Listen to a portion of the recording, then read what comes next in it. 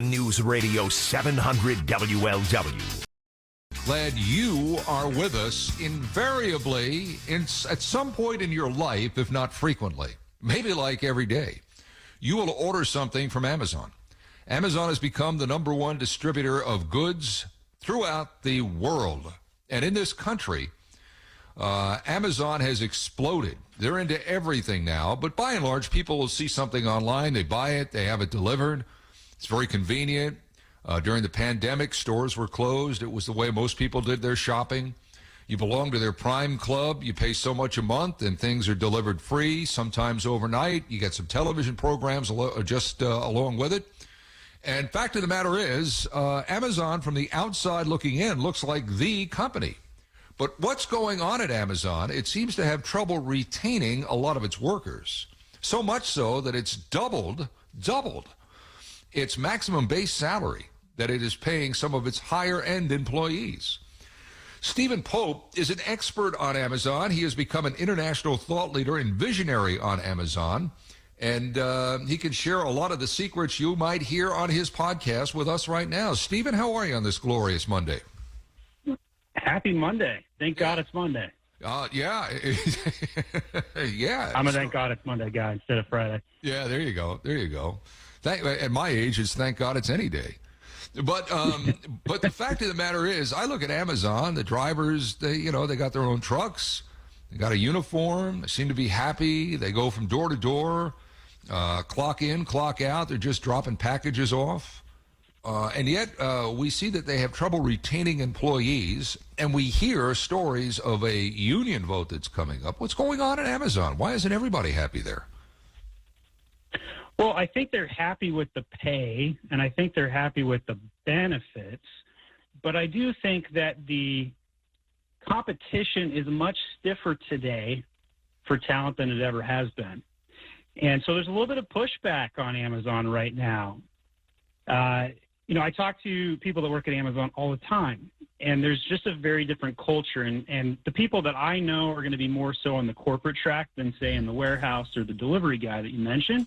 Right. But, there's some crazy things like 60, 70-hour work weeks. And, hey, somebody keeps whiskey on the desk at the office, right? It's because the pressure at Amazon is enormous, right? So, they used to fire 10% of their lowest staff even as early as last year. And they would do that every year. It was a culling event, right? And they don't do that anymore because they are desperate for talent. Everybody is. In my personal estimate, I think there's about 50,000 jobs that are short in the Amazon space. Wow.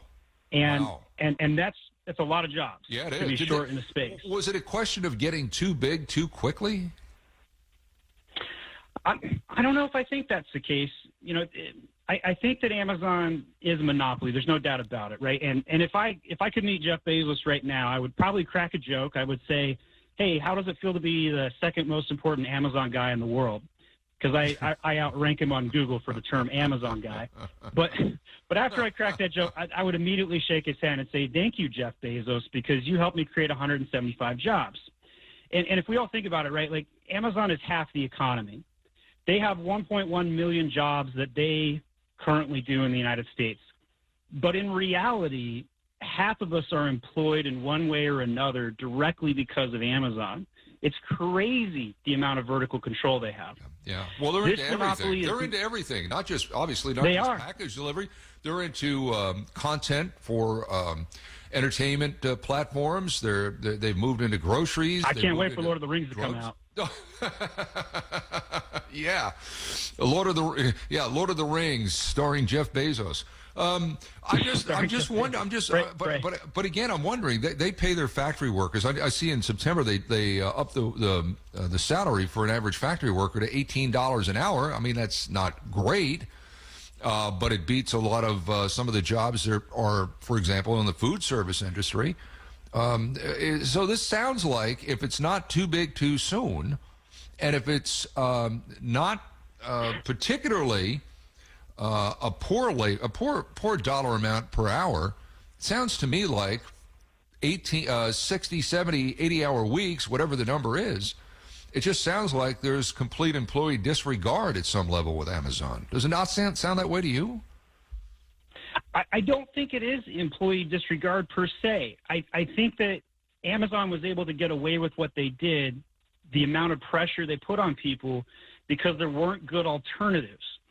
Once the pandemic hit, though, all the remote jobs that opened up, all the corporate culture that is allowing people to stay at home in their pajamas, you're going to make half as much doing it, being remote, but you're going to be 2, 3, 4 times happier because you're not spending an hour commuting, because you don't have high-pressure, demanding, hour-by-hour meetings in the Amazon corporate space. Or let's say you're at the warehouse, right? Maybe you don't want to piss in the bottle to make your numbers today, right? Mm-hmm. Like that's a real story. Like some guy had to piss in a bottle to make his quarterly, weekly, and daily numbers. So there's a lot of pressure to hit the venture capital numbers of the world, right? Amazon grew to what it did based on big, hairy, audacious goals. Big, hairy, audacious goals. Now, what do you make of this? And again, this was on Fortune.com last week. Amazon more than doubling the maximum base salary it pays to employees to $350,000 from $160,000. Who's making $350,000 at Amazon? This is going to be the corporate employees that I alluded to, and these are the guys I can speak to best. These are the guys that help behind the scenes. You never hear about them. They're the sales managers trying to help enroll Amazon brands to sell on the Amazon platform to begin with. And by the way, it's ridiculously hard to sell on Amazon. There's a lot of challenges that people just take for granted, like, hey, I just get my 2-hour Prime now, right? 2 days wasn't fast enough. Then they rolled out with Prime Now, right? 1 day, and then it was 2 hours. And then it's just amazing the amount of delivery and vertical control Amazon has. Yeah. And I don't think anybody's going to catch up to them anytime soon, right? Like I thought Walmart would. Walmart bought Jet. They tried to integrate all that tech, but their system just wouldn't integrate. Like I don't know the last time you went to Walmart grocery pickup. What an awful experience. Yeah, right? No, You're hanging around for 20 or 30 minutes. Yeah, it was actually Friday. Go to Target. It was actually Friday, but I know what you were talking about. Yeah. So how was it? Did they immediately come out and give you your stuff, or did you have to wait for like 20 No, you had to wait, and I attribute some of that to perhaps the struggle to retain or to hire employees. My guess is Walmart is in the same boat as Amazon, is that it's difficult in this day and age to retain employees, and so those that do work or those that do show up for work are asked to do more. I think that's just the way it is in the country anymore, don't you? I think it's an excuse for Walmart to not be able to have instantaneous 2-minute delivery when somebody shows up at the building. Like, I think it's unacceptable. Target pulls it off, right? Like, go to Target, they do it. Yeah. So clearly, if one business can do it, the others can. They're just choosing not to, right? Like it's all about extreme ownership to hit metrics. That's how you hit those big, audacious, hairy goals. That's how Amazon grew to what it was. It has hundreds and hundreds of facilities across the country doing all of this delivery and logistics, right? And I used to work for a company called Nisbet's Restaurant Equipment Company. And they bought a warehouse in Baltimore, Maryland, $5 million warehouse. And they assumed that they could run the same business that they ran in the United Kingdom, where they were the number one business restaurant equipment company. They came to the States and didn't realize how freaking big our country is. Yeah. The logistics to get something from point A to point B is enormous. That particular business I worked for went under, by the way. Oh, really? And Amazon was able to solve a problem that no other company could prior to its time. It should get credit for that. Now, are there unhappy employees because they've been overworked and overburdened and now they have more options? That's what I think's happening, right? Like, I think that I don't think the union that they're trying to build is going to get them more pay or more health benefits. They have that. Mm-hmm. But what it might do for them if that union came to be would be having a number of hours that they're limited to and they can't go over. Yeah. I think that's probably what they'll go for. Yeah. Stephen Pope, our guest, we're talking about Amazon doubling wages for some folks in the executive branch and a possible unionization of workers. Well, listen, hey, I belong for many, many years to a union. And if I saw somebody in the front office, management or whatever, getting their pay doubled, and I'm downstairs and I'm working these 60, 70-hour weeks, you bet I'd want, if I didn't have a union, I would want to unionize. But I also know that Amazon is owned by one of the richest people in the world, despite his impending divorce, one of the richest people in the world, and that it generates a lot of profit. Why can't unions union movements get squashed all the time? Why wouldn't Bezos do that?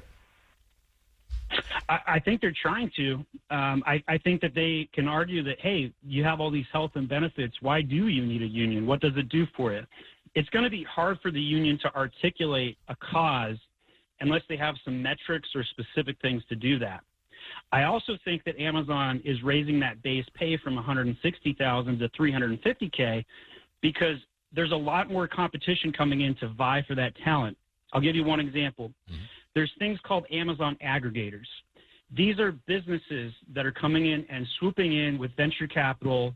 $13 billion has entered the space in the last 24 months. I've been tracking it myself at AmazonAggregators.com. And big companies like Thrasio, Perch, Heyday, these are coming in and they're buying all these Amazon brands. Well, what happens when you pull all of these brands together? You need some people to run it.